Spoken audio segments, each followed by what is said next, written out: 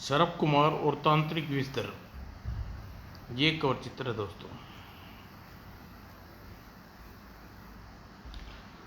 प्रतापी राजा महाराज उदय सिंह अपने राज्य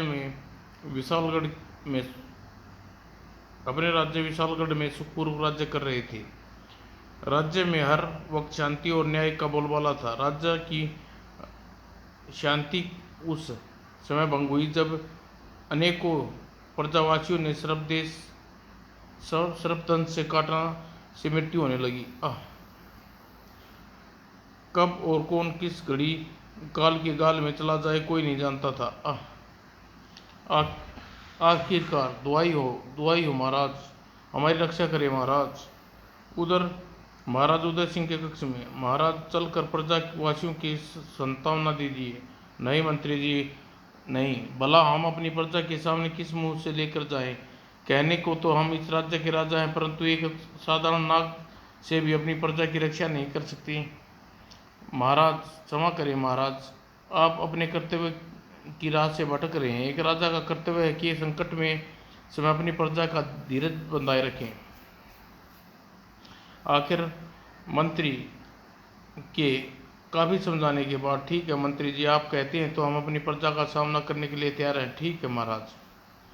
शांति के प्रजावासियों, शांत हो जाइए, बोलिए क्या चाहते हैं आप? महाराज हमारी आपसे एक ही मांग है, किसी तरह उस भयानक नाग से मुक्ति दिलाइए। उस विषधर के आतंक से दिन प्रतिदिन बढ़ता जा रहा है महाराज। क्या आज कोई उस नाग के विष भरे दांतों का शिकार हुआ हो गया? यह देखिए महाराज, आज हमारे गांव के सरपंच उस शैतान नाग का शिकार हो गए।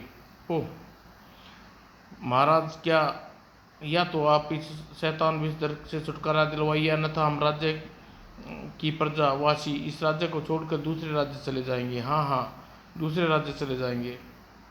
शांत प्रजाजनों, शांत। हम जानते हैं उस नाग को हमारे अनेक दरबारियों और प्रजाजनों के मौत के मुंह में नींद सुला दिया है, परंतु आज हम समस्त प्रजावर्ग के सामने शपथ खाते हैं, जब तक 7 दिनों के अंदर अंदर उस हत्यारे नाग का आतंक आपके राज्य से मुक्ति नहीं दिला देंगे, राजगद्दी त्याग देंगे। महाराज उदय सेन की जय हो।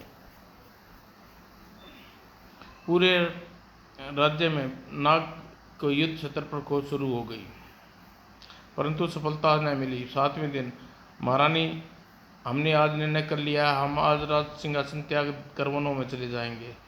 जैसा आप उचित समझे महाराज, परंतु कम से कम अपने पुत्र नागेश की तो प्रतीक्षा कर लेते। नहीं महारानी नहीं, हम चाहते हैं कि ननिहाल से वापस आने तक से पहले हम वनों में चले जाएं। फिर दरबार में, मेरे प्रिय प्रजावासियों, हमें दुख से आपको प्रतिज्ञा का पूरा न कर सके, इसलिए आज हम राजगद्दी त्याग कर तभी ठहरिए महाराज। मंत्री जी आप ये कौन है? महाराज ये तांत्रिक विषधर, इसका मुख्य शिष्य अघोरीनाथ के और उसके साथी। मैं तांत्रिक विषधर को गुफा में गया था। उन्होंने समस्या सुनाई। सुनकर उन्होंने अपने शिष्यों के साथ मेरे साथ भेज दिया। उनका दावा है कि वे नाग को अवश्य पकड़ लेंगे। हमारे राज्य में आतंक फैला रहा है। अघोरीनाथ, अगर तुम हमें उस मृत्युदूत के नाग से छुटकारा दिला दो तो हम तुम्हें मुंह का मांगा इनाम देंगे। आप निश्चिंत रहिए महाराज, गुरुदेव के आशीर्वाद से हम आज ही असफल पर नहीं हुए, आज तक असफल नहीं हुए। एक नाग को अवश्य ही ढूंढ लाएंगे। और राजा की आज्ञा मिलते ही उसी समय युवराज नागेश अपने ननिहाल से वापस लौट रहे थे। महल में से थोड़ी दूर थे कि बीन की स्वर लहरी सुनाई दी। न जाने बीन की यह स्वर मुझे मंत्र मुग्ध कर रहा है।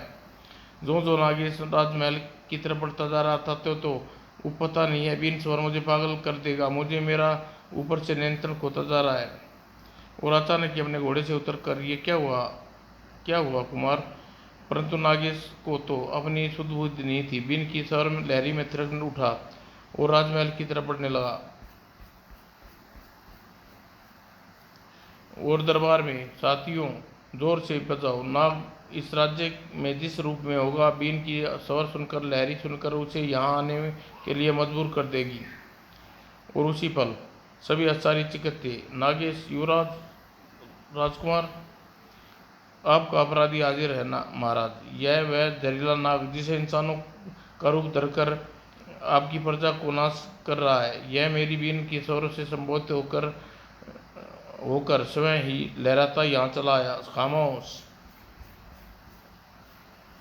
बंद करो अपनी बीन की यह बकवास।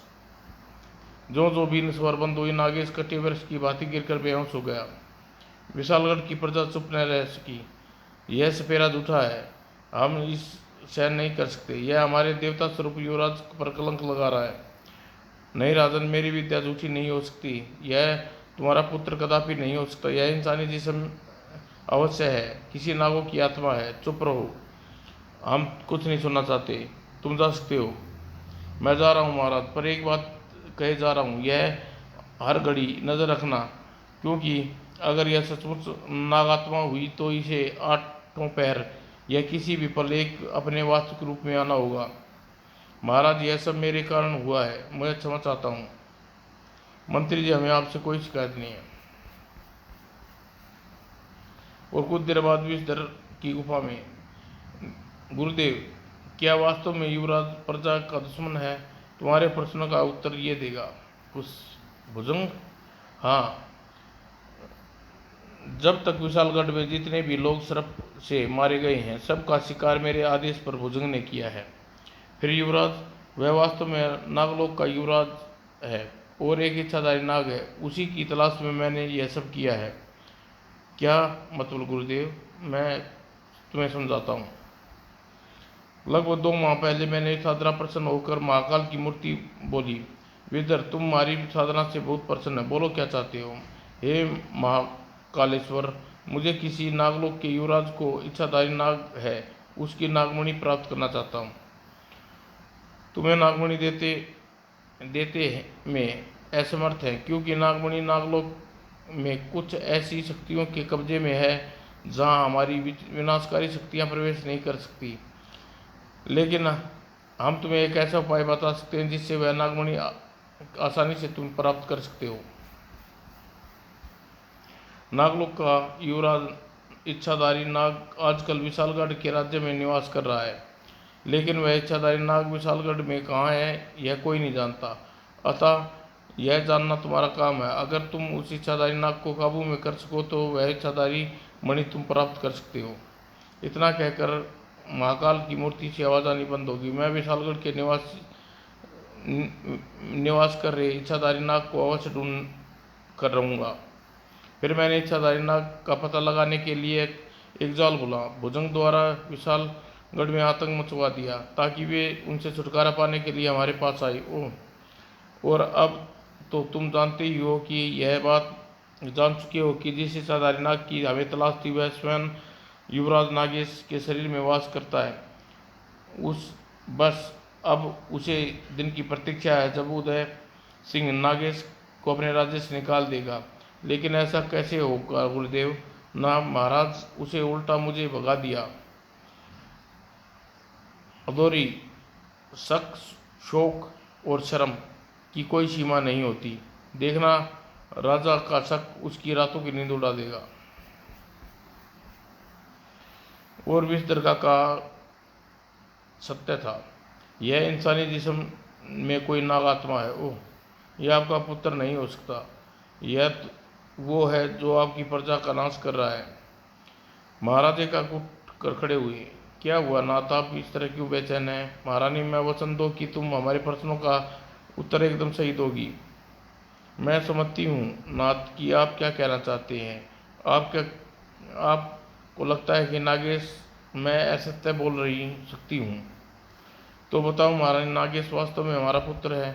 ओह, तो क्या आप यह बात जानना चाहते हैं कि इन महाराज की इस समय रहस्य, आप यदि ये रहस्य दिन रहे तो ज़्यादा अच्छा था। नहीं महारानी, नहीं, हम यह रहस्य जानना चाहते हैं क्योंकि इसी में हमारी प्रजा और हमारी भलाई है। तो सुनिए महाराज, 20 वर्ष पहले की बात है, जब हमारी पंच 17वीं संतान यानी नागेश भी मृत पैदा हुआ। हे ईश्वर, यह तूने मुझे किस जन्मों की पापों की दंड दिया है। तभी फर्श पर 2 सांप रेंगते हुए आए और जीवन में निराश होकर उनके सामने बैठ गई। हे नागदेव, मुझे अभागिन को इस संसार से मुक्ति दीजिए। अचानक प्रकाश को रौंदा और मैं अचेत हो गई, और जब मुझे होश आया, वहाँ अरे युवराज तो जीवित हो उठा। अगले ही पल जय हो नाग देवता। और मैं उन नागों को वहाँ न पाकर चौंक उठी। अरे कहाँ चले गए। और जब मैंने उन नाग देवता का वरदान मांगकर उनका लालन पालन शुरू कर दिया, किसी को कुछ नहीं बताया। पर आप कहाँ चल दिए सच्चाई देखने। उसका मतलब बालक के शरीर में इन दिनों नागों में से एक है जो अपनी आत्मा डाल दी ताकि मेरी प्रजा का लहू पी सके। मैं ऐसा हरगिज नहीं होने दूंगा। और अरे ये आवाज़ कैसी, ये तो युवराज के कक्ष से आ रही है। भैया अब तो नागलोक वापस चलो। मैं तुम्हारे बिना 20 वर्ष तक कैसे गुजारे हैं यह हम ही जानते हैं। उदय सिंह उत्सुकता से खिड़की पर जाकर देखता हूँ कौन है। अंदर का दृश्य देखकर उदय सिंह के रोंगटे खड़े हो गए। उपनाग, मैं तुम्हारे साथ चल तो पड़ूं भाइयों। जरा विचार करो, मेरे जाने के बाद महाराज का क्या हाल होगा। तो क्या आप सारी जिंदगी यूं ही गुजार देंगे। नहीं बंधुओं, मैं किसी दिन मौका देखकर महाराज और महारानी को सारी वास्तविकता बता दूंगा, तब वह स्वयं मुझे जाने की इजाज़त दे देंगे। तो फिर पलंग पर बैठे सारे नाग चल दिए और फिर धीरे धीरे नागेश का रूप परिवर्तन होने लगा। महाराज यह देखकर सन रह गए और अधूरीनाथ का कहना सच था। अवश्य ही यह कोई आस्तीन का सांप है जो हमारी प्रजा का दुश्मन है। सुबह होते ही ले जाओ इस दुष्ट को, राज्य से बाहर निकाल दो। परंतु पिताजी, मेरा अपराध क्या है। तुम अपना अपराध अच्छी तरह जानते हो, उसे बोले। तभी महारानी वहां आ पहुंची। ठहरिए महाराज, मेरे पुत्र को अपराध बताए बिना अब दंड देना का कोई अधिकार नहीं है। महारानी, अवश्य तुम इस दुष्ट अपराध सुनना चाहती हो तो सुनो। फिर महाराज ने सारी घटना महारानी को कह सुनाई। पर महाराज, इसमें यह स्पष्ट नहीं होता कि राज्य में होने वाली मृत्यु का जिम्मेवार नागेश ही है। तुम्हारा स्पष्टीकरण हमारा फैसला नहीं बदल सकता। महारानी, सैनिकों ले जाओ इसे। बेटा, माँ घबराना नहीं, मैं इस राज्य में कभी कदम रखूंगा जब अपने को निर्दोष साबित कर दूंगा। फिर नागेश स्वयं राजमहल से निकलता चला गया और यह सूचना भी दर के पास पहुंची। हाँ, मेरी योजना के अनुसार नागेश को राज्य से निकलना मिल गया। अब मैं सीधे नागमणि का स्वामी बन जाऊंगा। हम आज ही नागेश को कैद करके अपने पास ले आते हैं। उधर नागेश जंगलों में बढ़ रहा था। तभी अरे राजमाता, आप मेरा प्रणाम स्वीकार करें। चिरंजीव रहो पुत्र, तुम्हें एक सूचना देने आई हूँ। कहिए।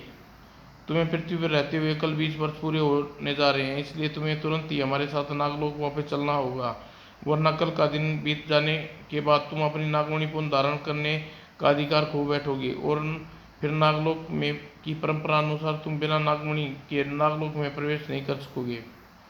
यह सब मैं समझता हूँ नागमाता, मैं अभी आपके साथ चलने को तैयार हूँ, परंतु यदि यह इसी समय आपके साथ चला गया तो अपने ऊपर लगे आरोपों को कभी मुक्त नहीं हो पाऊंगा और पृथ्वीवासियों ने मुझे पर लगाए हैं। यह मेरा घोर अपमान है राजमाता, और मैं उन आरोपियों से मुक्त नहीं हो जाता तो अपमान की आग में जलता रहूंगा।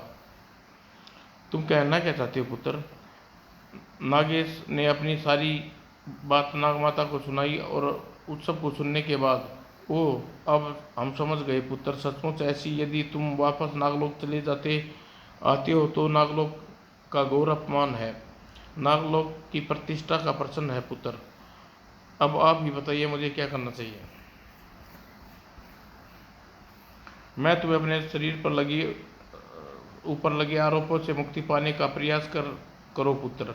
नागमणि की बात तो तुम जानते हो। नागलोक की परंपरा के अनुसार इस समय नागलोक के बाहर नाग पर्वत पर स्थित नाग मंदिर में रखी हुई है।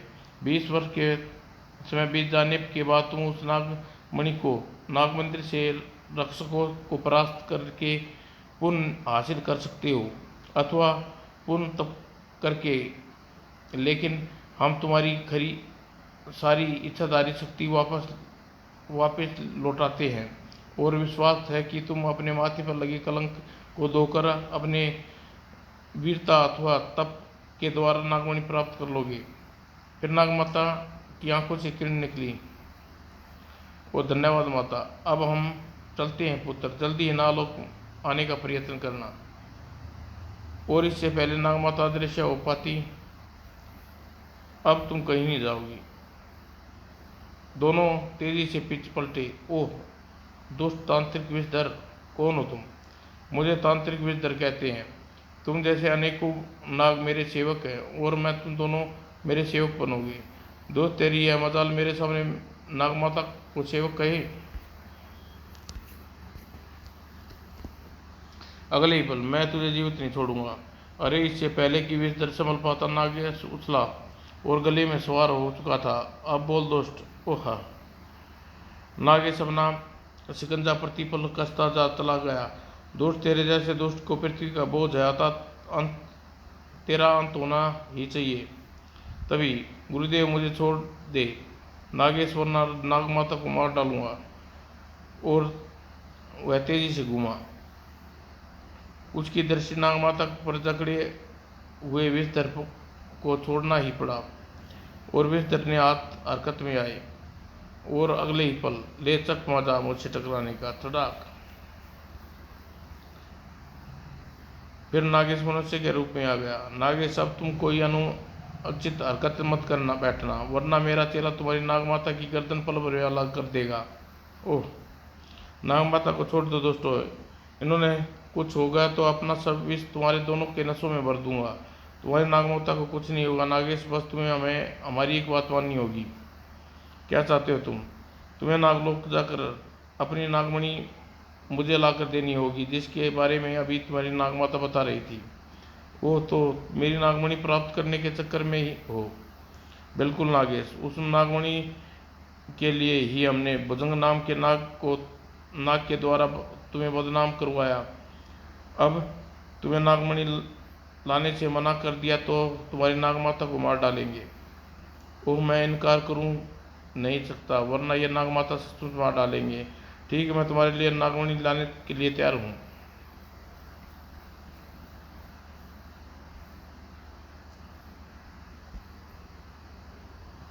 अगले ही पल नागमाता चीख उठी।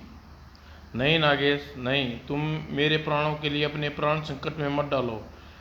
तुम नहीं जानते मेरे बच्चे, जब तुम नागलोक में पहुंचोगे तो 20 साल पूरे बीत चुके होंगे, और अब नाग मंदिर से वहाँ के रक्षकों को बिना प्राप्त किए नागमणि प्राप्त करना मृत्यु से खेलने के समान है। और अगर तुम नागमणि इस बार भी इस दुष्ट के हाथ लग गई तो हमारे नागलोक में इसका राज हो जाएगा, और ऐसे नाग पर्वत पर के रक्षक कदापि नहीं चाहेंगे, किसी भी मूल्य पर नहीं, यहाँ तक कि अपनी नागमाता की कीमत पर भी नहीं। नागमाता, मैं मानता हूँ कि आप कह रही हैं वह सत्य है, मगर आपकी किसी भी मूल्य पर मरने नहीं देना चाहता। तो तुम मेरे लिए अपनी पूरी नागजाति को टकरा जाओगे? हाँ माँ, हाँ मैं आपकी खातिर अपनी पूरी नागजाति से टकरा जाऊंगा, और जरूरत पड़ी तो देवताओं से भी। शाबाश नागेश, आगे शाबाश, हमें तुम्हारी भावना और बहादुरी पर प्रसन्न है। जाओ और बिना समय गवाए नागमणि प्राप्त करके का प्रयत्न करो।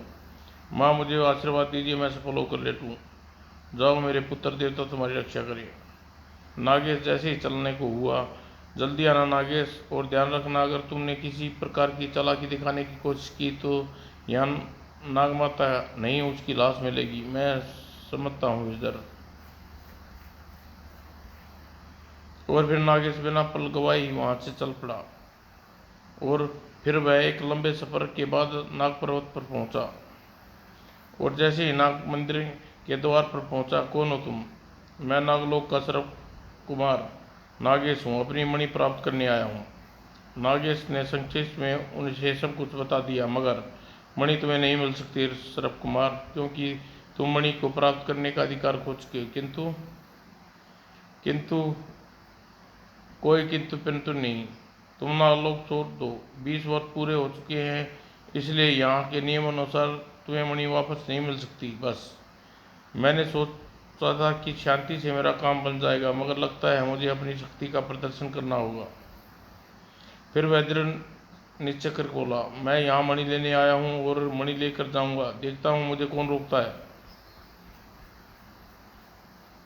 अगले ही पल फरसा एक बार फिर घूमा, मगर इस बार अगर तुम इस खतरनाक हथियार से बचना है तो मुझे जल्दी ही इसे ठिकाने लगाना होगा। और अगले ही पल नागेश सर्प आकृति में आगे बढ़ा और एक झटके बाद रक्षक को का मरना था कि नाग मंदिर के सारे सांप रक्षक उसकी तरफ बढ़े। ओह, यह क्या! प्रधान रक्षक के मरते ही नाग मंदिर के सारे सर्प रक्षक मेरे दुश्मन बन गए। अब मैं इन्हें ताकत से नहीं जीत सकता, इसलिए मुझे बुद्धि का प्रयोग करना होगा। अगर मैं इन सब सर्प रक्षकों को मंदिर की सीढ़ियों से नीचे उतारने में सफल हो जाऊं तो मेरा काम बन सके। और ऐसा सोचते हुए तेजी से एक और भागा। उसके पीछे पीछे नाग मंदिर के सारे सर्प रक्षक पीछे भाग लिए। मेरा उपाय काम कर गया। सारे सर्प रक्षक मेरे पीछे आ रहे हैं। काफी दूर भागने के बाद अचानक वापस लौटा और तेजी से अपने नाग मंदिर पर सीढ़ियां चढ़ने लगा। सारे नाग मेरे पीछे आ रहे हैं, मगर मुझे विश्वास है तब तक ये पहुंचेंगे, मैं मणि प्राप्त कर लूंगा। और जल्दी ही मंदिर के देवता प्रतिमा के सामने खड़ा था। वह रही मेरी मणि। अब मुझे इसे प्राप्त करने से कोई नहीं रोक सकता। तभी नागेश मणि उठाने के लिए हाथ बढ़ाया कि तभी अगले ही पल मौत उसके सामने थी। मुझे सर्पनाथ कहते हैं। मेरे रहते तुम मणि को हाथ भी नहीं लगा सकते। सर्पनाथ जी, मुझे मणि अपने किसी निजी स्वार्थ के लिए नहीं चाहिए। राजमाता को मणि विषधर से बचाने के लिए यह मणि प्राप्त करना चाहता हूँ।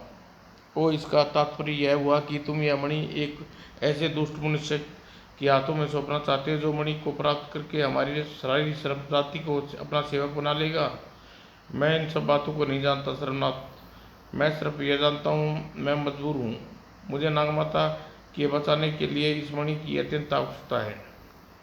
हम कुछ नहीं जानते, क्योंकि तुम अपनी मणि पाने का अधिकार खो चुके हो। अतः इसे पुनः प्राप्त करने के लिए या तो तुम्हें दोबारा तपस्या करनी होगी या फिर मुझे लड़कर पराजित करो। ओह, अजीब दुविधा में फंस गया। तब साधना करने के लिए मेरे पास समय नहीं है और तत्पश्चात ये अब मुझे दूसरा रास्ता अपनाना पड़ेगा। और अंततः बचो सर्पनाथ। परंतु और अगले ही पल ओह, और फिर अगले ही पल नागेश संभल पाता। अगले पल विष ज्वाला से गिरा था। उप, यह विष ज्वाला मुझे जलाकर राख कर देगी। सर्पनाथ के मुंह से निकलनी विष ज्वाला पड़ती जा रही थी। तभी विष ज्वाला के जलते नागेश की दृष्टि नागदेवता के त्रिशूल पर पड़ी। नागदेवता का त्रिशूल, अब मैं शायद बच सकता हूँ। अगर यह बार सफल न हुआ तो मेरी मृत्यु निश्चित है। और अगले ही पल सर्पनाथ ऐसा ही सा खड़ा था। क्षमा करना सर्पनाथ महादेव, आपको पराजित करना मेरा लिए आवश्यक था। और नागेश ने आगे बढ़ा त्रिशूल बाहर खींच लिया। मैं पराजित हो गया सर्प कुमार। अब तुम मणि प्राप्त करने के हकदार हो। धन्यवाद सर्पनाथ जी। नागेश आगे बढ़ा और नागदेवता के द्वारा को प्रणाम कर मणि उठा ली। मणि को तुमने बेशक प्राप्त कर लिया कुमार, मगर अब भी नहीं चाहूंगा कि यह मणि दुष्ट त्रिलोकीनाथ के हाथ में पड़े। आप उचित कह रहे हैं सर्वनाथ, परंतु मैं अकेला उस तांत्रिक शक्तियों से नहीं टकरा सकता। अगर आप मेरी सहायता करें तो हम दोनों मिलकर उसका नाश कर सकते हैं। तुम जैसे बहादुर का साथ कौन नहीं देना चाहेगा। सर्प कुमार, तुम्हारी सहायता करने के लिए तैयार हूँ, धन्यवाद। अब आपकी मदद से विषधर मेरे हाथों नहीं बचे सकेगा। और उधर विषधर, अगर आज तेरा पुत्र मणि लेकर नहीं लौटा तो तुझे मृत्यु से कोई नहीं बचा सकेगा। तभी मैं मणि लेकर आ गया हूँ विषधर। मुझे विश्वास था नागेश, तू नागलोक से मणि लेकर अवश्य लौटेगा। लाओ मणि मुझे दे दो, पहले नाग माता को आजाद करो विषधर।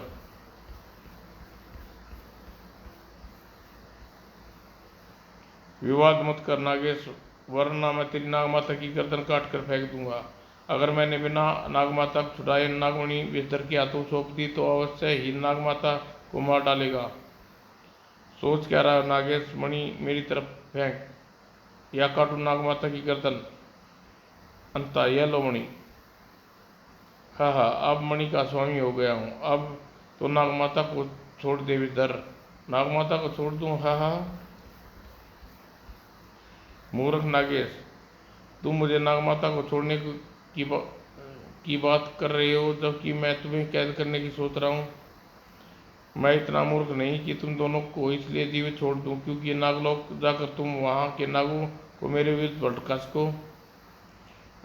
विषधर की बात सुन नागेश क्रोध से भर उठा।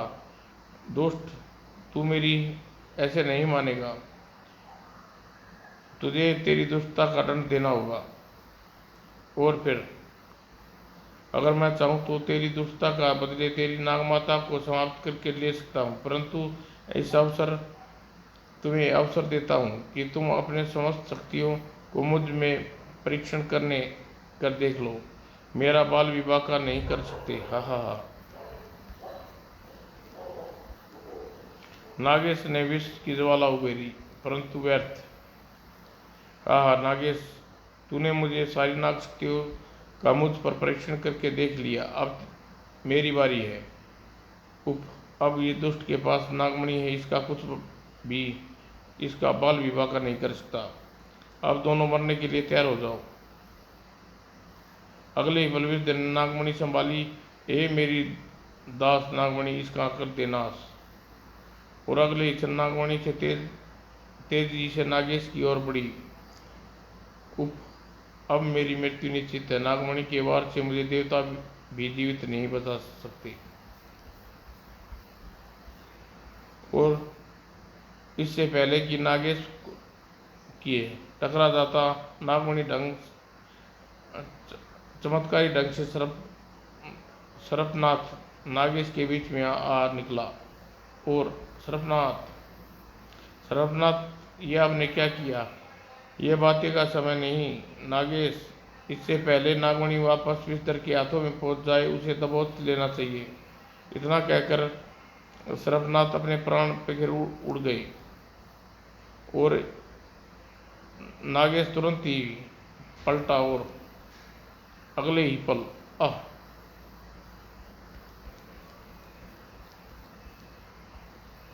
विषधर को कैद में होते ही उसकी ओर वापस लौटती नागमणि पृथ्वी पर गिर पड़ी। विषधर, तू इस नागमणि के बल पर बहुत उछल रहा था। तूने अपने घमंड में चूर होकर नागमाता को कैद कर लिया। आज मैं इसका विष तेरे गंदे लहू में भर दूंगा। नहीं, मुझे क्षमा कर दो। तभी ठहरो नागेश,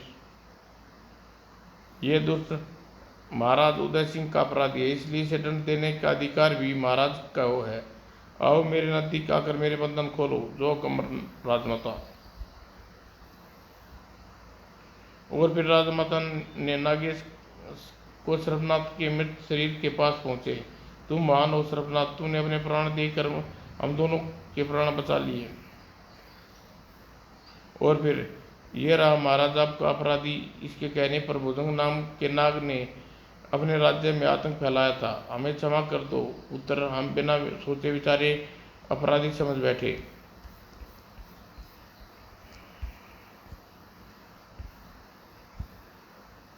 अब हमें आज्ञा दीजिए मान्यवर, हमें अपने साथ ले जा रहे हैं। नहीं, ऐसा नहीं हो कर सकती रांग माता, मैं मजबूर हूँ महारानी। हमने तुम्हारी मातृ पीड़ा को समझते हुए अपने पुत्र को तुम्हारे पुत्र के शरीर में प्रविष्ट करके की जाती। हम अपने साथ अपने नागलोक ले जाना चाहते हैं। दुखी न हो माता, निमनस्वर मुझे जाना ही होगा, परंतु आपको वचन देता हूँ समय समय पर आपसे मिलने आता रहूँगा। मेरा पुत्र भू, रो मत महारानी, शायद ईश्वर को हमारे भाग्य में ऐसा ही लिखा था। समाप्त दोस्तों।